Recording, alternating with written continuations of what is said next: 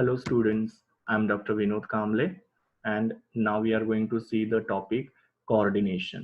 हम लोग ने ऑलरेडी 4 फंक्शंस ऑफ मैनेजमेंट देखे हैं जिसके अंदर पहला था प्लानिंग में हम लोग ने क्या किया था we had decided in advance what to do how to do when to do and who is to do it. तो ये सब चीज़ों को हम लोग ने एडवांस में डिसाइड करके रखा था कि हम लोग को क्या करना है।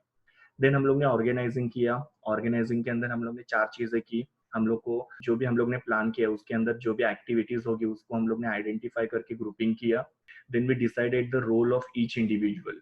ओके कि ये क्या काम करेगा, ये इंडिविजुअल क्या काम करेगा। So we decided the role of each individual. Then we established authority and responsibility relationship, मतलब कौन सुपीरियर होगा, कौन सबऑर्डिनेट होगा, कौन किसको ऑर्डर देगा, कौन किससे ऑर्डर रिसीव करेगा। ये भी चीजें हम लोग ने क्लियर की। और सबसे इंपॉर्टेंट जो हमारे 3 रिसोर्सेस है, फिजिकल रिसोर्सेस, फाइनेंशियल रिसोर्सेस और ह्यूमन रिसोर्सेस को हम लोग ने क्या किया, इकट्ठा किया और वी ब्रॉट देम टुगेदर। इसको बोलते हैं ऑर्गेनाइजिंग। तो प्लानिंग हो गया, सारी चीजें ऑर्गेनाइज करके भी हो गई। Now comes is your staffing. Now staffing का मतलब क्या होता है, staffing is all about employees, जहाँ पे हम लोग एम्प्लॉयज का रिक्रूटमेंट करते हैं, फिर उनका सिलेक्शन करते हैं, फिर बाद में हम लोग उनका प्लेसमेंट करते हैं, ट्रेनिंग करते हैं, उनका कॉम्पेंसेशन मतलब उनकी सैलरी डिसाइड करते हैं हम लोग, उनका परफॉर्मेंस अप्रेज करते हैं, मतलब चेक करते हैं हर साल उनका परफॉर्मेंस कैसा है, फिर हम लोग उनको प्रमोशंस वगैरह देते हैं। एंड सबसे इम्पोर्टेंट रिटेनिंग। रिटेन का मतलब होता है एम्प्लॉय कहीं पे जॉब छोड़ के नहीं जाए, वो हम लोग को देखना है। सो स्टाफिंग भी हो गया।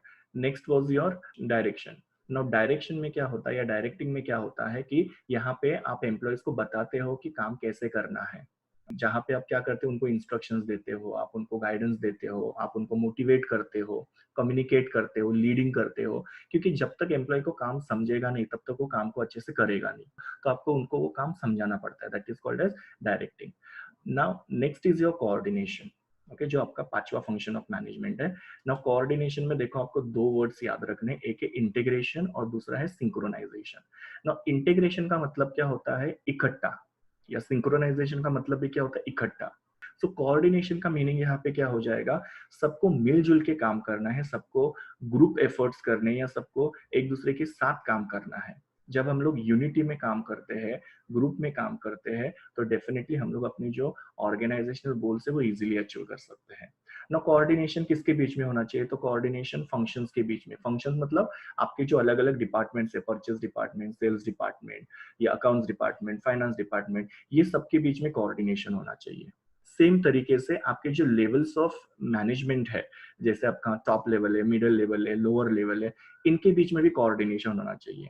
टॉप लेवल ऐसे नहीं बोल सकता है मुझे मिडिल लेवल के साथ काम नहीं करना है, या मिडिल लेवल ऐसा नहीं बोल सकता कि मुझे जो लोअर लेवल है उनके साथ काम नहीं करना है। सबको मिलके काम करने। सो सारे डिपार्टमेंट और सारे जो लेवल्स ऑफ मैनेजमेंट है सब लोग मिलके काम करेंगे, तब जाके ऑर्गेनाइजेशन को सक्सेस मिल सकता है और आपके यहाँ का जो काम है वो स्मूथली हो सकता है और प्लस हार्मनी मेंटेन रहेगी ऑर्गेनाइजेशन के अंदर।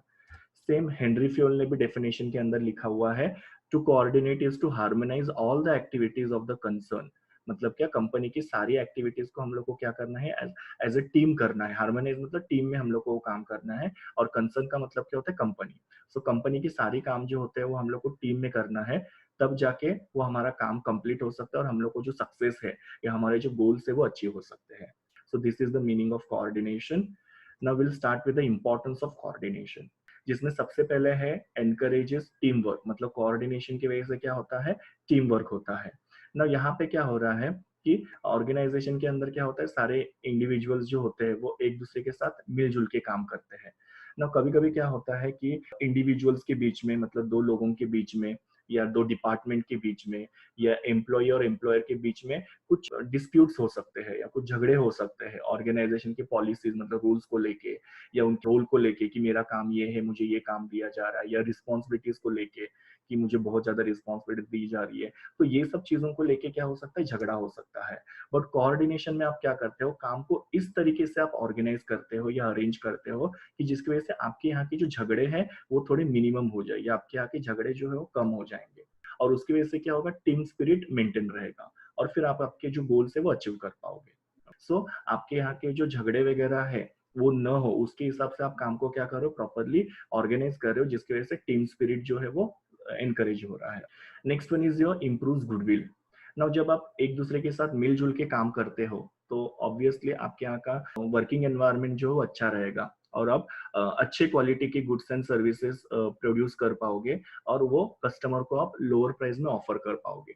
और जब कस्टमर को अच्छी क्वालिटी के गुड्स लोअर प्राइस में मिलेंगे तो डेफिनेटली क्या होगा कि कंपनी का जो गुडविल है या कंपनी का जो नाम है या कंपनी की जो इमेज है वो मार्केट में एनहांस होगी, आपकी कॉर्पोरेट इमेज जो है मार्केट में एनहांस होगी। सो यहाँ पे आप कोऑर्डिनेशन की वजह से कस्टमर को अच्छी क्वालिटी की गुड्स दे रहे हो, लोअर प्राइस में दे रहे हो, जिसकी वजह से आपके कंपनी का गुडविल या आपके कंपनी का जो इमेज है या कंपनी का जो नाम है वो मार्केट में क्या हो रहा है, एनहांस हो रहा है या लोग आपके बारे में बहुत अच्छा बोल रहे हैं। Next one is reconciliation of goals. No, reconciliation का मतलब क्या होता है, ज्वाइन करना ना। यहाँ पे देखो दो गोल्स मैंने बताए हुए हैं, एक तो है एम्प्लॉइज के गोल्स और दूसरा है आपके ऑर्गेनाइजेशन के गोल या डिपार्टमेंट के goal. Okay, will talk about the organisational goal. Employees के जो गोल्स होते हैं जैसे कि उनको अच्छी सैलरी चाहिए रहता है, उनको करियर ग्रोथ चाहिए रहता है या उनको प्रमोशन चाहिए रहते हैं, अच्छी वर्किंग कंडीशन चाहिए रहती है। सो ये एम्प्लॉइज के गोल्स होते हैं और एम्प्लॉइज को उनको क्या करना है, फुलफिल करना होता है। वैसे ही कुछ ऑर्गेनाइजेशनल गोल्स होते हैं। सो कोऑर्डिनेशन में आप क्या करते हैं, इन दोनों गोल्स को रिकंसाइल करने की कोशिश करते हो। ये दोनों गोल जब आपके रिकंसाइल हो जाएंगे तो डेफिनेटली क्या होगा, आपका एम्प्लॉइज भी हैप्पी रहेंगे प्लस ऑर्गेनाइजेशन को भी बेनिफिट होगा। जैसे कि सपोज एम्प्लॉइज की गोल है कि उनको हायर सैलरी चाहिए, तो डेफिनेटली अगर सपोज हम लोग कोऑर्डिनेशन में काम करेंगे तो हमको ज्यादा प्रॉफिट होगा और वो प्रॉफिट का कुछ हिस्सा हम लोग क्या करेंगे, एम्प्लॉइज के साथ शेयर करेंगे। उससे एम्प्लॉइज भी खुश हो जाएंगे और कंपनी का बेनिफिट होगा। Okay, that is called as reconciliation. मतलब एम्प्लॉइज के गोल्स को और ऑर्गेनाइजेशन के गोल को हम लोग क्या करें, ज्वाइन कर रहे हैं। Next one is improve relations in the organisation. मतलब जो टॉप लेवल होते हैं, मिडिल लेवल होते हैं, लोअर लेवल होते हैं और उनके अंडर जो एम्प्लॉयज होते हैं, इनके रिलेशंस क्या होते हैं, यहाँ पे इंप्रूव होते हैं बिकॉज ऑफ द कोऑर्डिनेशन ना। यहाँ पे टॉप लेवल वाले क्या कर रहे हैं, मिडिल लेवल वालों के साथ अच्छे से काम कर रहे हैं, कोऑर्डिनेट कर रहे हैं, उसकी वजह से उनके रिलेशन अच्छे हो रहे हैं। मिडिल लेवल वाले लोअर लेवल के साथ कोऑर्डिनेट कर रहे हैं, उनके रिलेशन अच्छे हो रहे हैं। और लोअर लेवल वाले जो है उनके अंडर जो एम्प्लॉयज है उनके साथ कोऑर्डिनेट कर रहे हैं और इसकी वजह से उनके रिलेशन अच्छे हो रहे हैं। सो ओवरऑल जो ऑर्गेनाइजेशन में सबके रिलेशन है वो इंप्रूव हो रहे हैं, तो डेफिनेटली ऑर्गेनाइजेशन में एक हार्मनी मेंटेन रहेगी। प्लस जैसे मैंने आपको पहले ही बोला कि जब हार्मनी मेंटेन होगी तो आप आपके जो गोल्स है, जो आपकी मेन चीज है, उसको आप इजीली अचीव कर पाओगे। Next is higher efficiency. Now efficiency का मतलब हम लोग को पता है, काफी बार मैंने बताया हुआ है कि रिटर्न टू द कॉस्ट। मतलब क्या होता है कि आपका जो रिटर्न होता है, आपका प्रॉफिट जो होता है वो आपका बढ़ना चाहिए और आपका कॉस्ट कम होना चाहिए।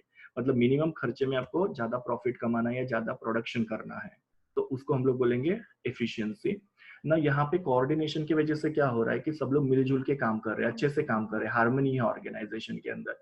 इसकी वजह से ऑप्टिमम यूटिलाइजेशन ऑफ रिसोर्सेस हो रहा है ना। What is optimum utilisation of resources, आपके जो फिजिकल रिसोर्सेस है, फाइनेंशियल रिसोर्सेस है और ह्यूमन रिसोर्सेस, ये सबको आप क्या कर रहे हो, मैक्सिमम यूटिलाइज कर रहे हो। इसका कहीं पे भी वेस्टेज नहीं हो रहा है। तो उसके वजह से उसको ऑप्टिमम यूटिलाइजेशन होने की वजह से आपकी एफिशिएंसी क्या हो रही है, बढ़ रही है, आपका प्रॉफिट बढ़ रहा है, डेफिनेटली आपका कॉस्ट जो है वो कम हो रहा है। Next is facilitates motivation. Now facilitate motivation कैसे होता है कोऑर्डिनेशन की वजह से, तो कोऑर्डिनेशन में आप क्या करते हो, एम्प्लॉय को फ्रीडम देते हो। ओके, आप उनको कंप्लीट फ्रीडम देते हो कि वो लोग अपने इनिशिएटिव जो है ले सकेंगे। मतलब जैसे अगर सपोज उनके पास कोई नई आइडिया होगी तो वो मैनेजमेंट के साथ शेयर कर सकते हैं, डिस्कस कर सकते हैं।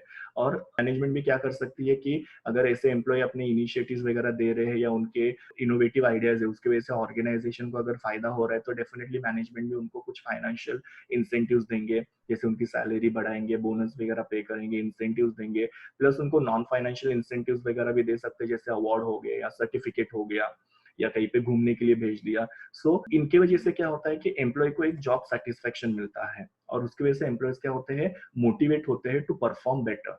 सो यहाँ पे कोऑर्डिनेशन की वजह से एम्प्लॉयज को एक कंप्लीट फ्रीडम दिया जाता है, they can show their initiative. उनको फिर उनके परफॉर्मेंस, अच्छे परफॉर्मेंस के लिए फाइनेंशियल और नॉन फाइनेंशियल इंसेंटिव्स देते हैं, जिससे वो एम्प्लॉयज मोटिवेट होते हैं और वो अच्छे से और काम करते हैं।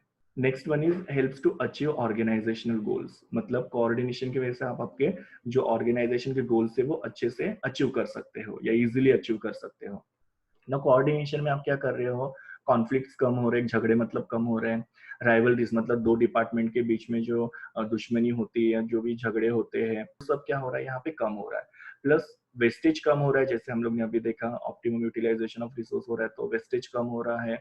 डिलेज मतलब जो काम में डिले होता है या काम जो लेट होता है वो भी थोड़ा कम हो रहा है। तो ओवरऑल आपके ऑर्गेनाइजेशन के सारे प्रॉब्लम जो है वो आप क्या कर रहे हो, मिनिमाइज कर रहे हो।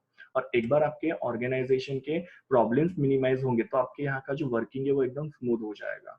ओके, आपका ऑर्गेनाइजेशन का वर्किंग स्मूथली चलेगा। और उसकी वजह से आप क्या कर सकते हो, आपके जो गोल्स है जैसे टू अर्न प्रॉफिट और टू एक्सपैंड द बिजनेस और टू क्रिएट कॉर्पोरेट इमेज, या सबसे important to satisfy the customer, ये गोल आपके अचीव होने में हेल्प हो जाएंगे। Thank you.